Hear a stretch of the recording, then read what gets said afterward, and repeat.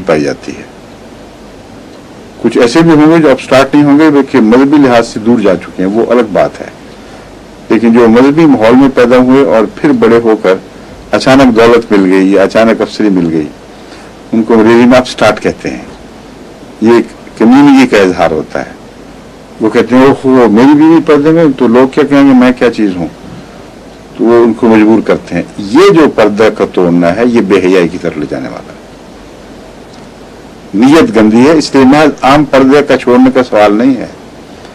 आमतौर पर अगर कोई औरत अपने आप को संभाल के रखती है और पर्दा छोड़ती है, इन मजालिस में नहीं जाती, तो उसका और मामला है, उसको उस तरह बेपर्द नहीं कहा जा सकता।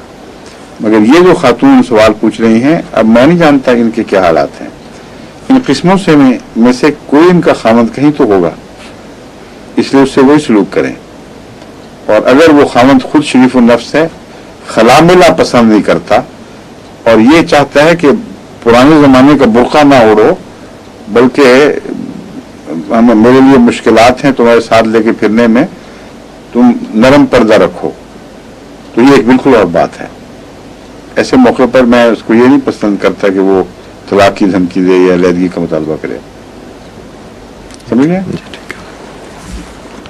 और जिला सियालकोट से एक खातून का सवाल है, कहती हैं कि मैं ये पूछना चाहती हूँ कि हज़रत सल्लल्लाहु अलैहि वसल्लम पर कुरान करीम कब नाजिल होना शुरू हुआ और कब खत्म हुआ?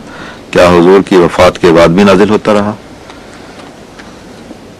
आखिरी सवाल तो हैरत अंगेज है, आखिरी हिस्सा इस सवाल का। पहले कब नाजिल होना शुरू हुआ? जो रवायात हमें मुस्तनिद रवायात पहुंची हैं, उनसे सबका इत्तेफाक इस बात पर है कि 40 साल की उम्र में नुज़ूल हुआ है। और जहां तक सने पैदाइश है उसमें कुछ इख्तलाफ है। 70 भी बयान किया जाता है और 71 भी। अगर 70 की बात दुरुस्त हो, जैसा कि बहुत लोगों का यही ख्याल है, तो 610 हिजरी में ईस्वी, सॉरी 610 ईस्वी में, क्योंकि 570 में आपकी पैदाइश बनती है और वलादत 570 में हुई, तो 40 साल में 610 में पहुंचेंगे। तो 610वें साल में कहीं किसी वक्त नबूवत का आगाज हुआ है। जहां तक विसाल का ताल्लुक है, वो नबूवत तकरीबन 23 साल जारी रही है। उसमें से 13 साल का अरसा मक्के में गुजरा, जिसको नबवी साल कहते हैं, और 10 साल का अरसा हिजरत के बाद मदीने में गुजरा, जिसको हिजरी दौर कहते हैं। बस हिजरी दौर 10 में ख़त्म होता है, गोया कि 23 साल जमा कर दें तो 33 ईस्वी, 633 ईस्वी बनेगा। उसके लगभग ये नबूवत जारी हुई, अपने मकासद को हासिल किया, और जारी मकासद को पीछे छोड़कर खुदा के हवाले जिसने तकमील करना ही करना थी, हुज़ूर सल्लल्लाहु अलैहि वसल्लम रफ़ीक़ आला की तरफ रुख़्सत हुए। ये जो आखिरी हिस्सा, इसकी मुझे कुछ समझ नहीं आई कि कुरान करीम रसूल सल्लल्लाहु अलैहि वसल्लम की ज़िंदगी के बाद भी नाज़िल होता रहा। ये नामुमकिन है कि कुरान करीम में कोई इजाफा हो, इसलिए क्योंकि रसूल सल्लल्लाहु अलैहि वसल्लम तो विसाल पा चुके हैं और आखिरी साहिब शरीयत नबी हैं। अगर इस खातून का मकसद ये है कि कुरान की कोई आयत रसूल सल्लल्लाहु अलैहि वसल्लम के विसाल के बाद भी नाजिल हुई है, यानी उम्मत मोहम्मदिया में से किसी पर, तो ये दुरुस्त है। एक दफ़ा नहीं, बारहा हुई है। और बहुत से बुजुर्ग ऐसे गुजरे हैं जिन्होंने, जो साहिब इल्हाम, साहिब कश्फ थे, जिन्होंने इल्हाम का दावा किया और कुतुब में दर्ज किया, और उनके इल्हाम मुस्तनद कुतुब में मिलते हैं। उनमें से बाद ऐसे हैं जो बैन ही वो वही है जो हज़रत सल्लल्लाहु अलैहि वसल्लम के लिए बतौर ख़ास नाजिल फरमाई गई।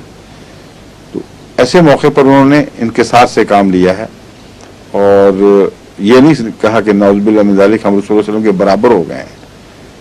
हाँ, यही मौक़िफ़ लिया कि आपकी ग़ुलामी में हमसे एजाज़ी और खिताब फरमाया गया और प्यार का कलाम किया गया। ये हज़रत मसीह मौऊद अलैहिस्सलाम का मौक़िफ़ रहा है।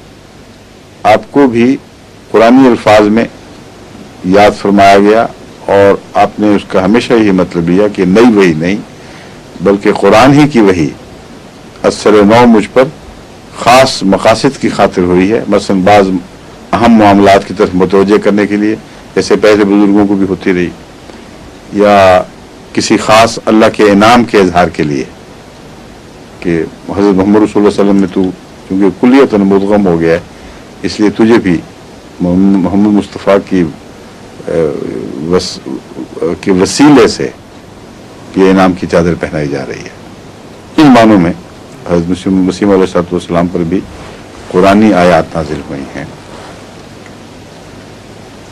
امریکہ سے ایک دوست کا سوال ہے، کہتے ہیں کہ آج کل آپ اخلاقی قدروں پہ خطبات دے رہے ہیں کہ پاکستان اور انڈیا وغیرہ میں والدین لڑکیوں کی شادیاں کرتے وقت ان کی رائے نہیں پوچھتے، ٹھیک ہے، اور کہتے ہیں کہ ہم بہتر جانتے ہیں، کیا والدین کی پسند کا انکار کرنا والدین کی نافرمانی ہوگی؟ اسلام کے نقطہ نظر سے وضاحت فرما دیں۔ اس کے مختلف پہلو ہیں۔ اول تو یہ کہ والدین کے ساتھ احسان کا سلوک کا جہاں حکم ہے اس میں بہت سارے مضامین داخل ہو جاتے ہیں۔ ایک آدمی، ایک نوجوان اپنے والدین کی خواہش کو اس طرح نظر انداز کر دے کہ اس میں گستاخی کا رنگ پایا جائے، اس میں سختی ہو، ضد کا پہلو ہو، تو یہ اس آیت کے مضمون کے منافی ہے جس میں والدین سے احسان کے سلوک کا ارشاد فرمایا گیا ہے۔ لیکن قرآن کریم نے ہر ایک شخص کو اپنے کچھ حقوق عطا فرمائے ہیں، اور ان حقوق میں ہر لڑکے کو اور مرد کو یہ حق حاصل ہے کہ وہ اپنی شادی اپنے دل کے اطمینان کے ساتھ کرے، اور اس کے لیے حضرت صلی اللہ علیہ وسلم نے کچھ دائمی اصول بیان فرما دیے ہیں، ان کو پیش نظر رکھے۔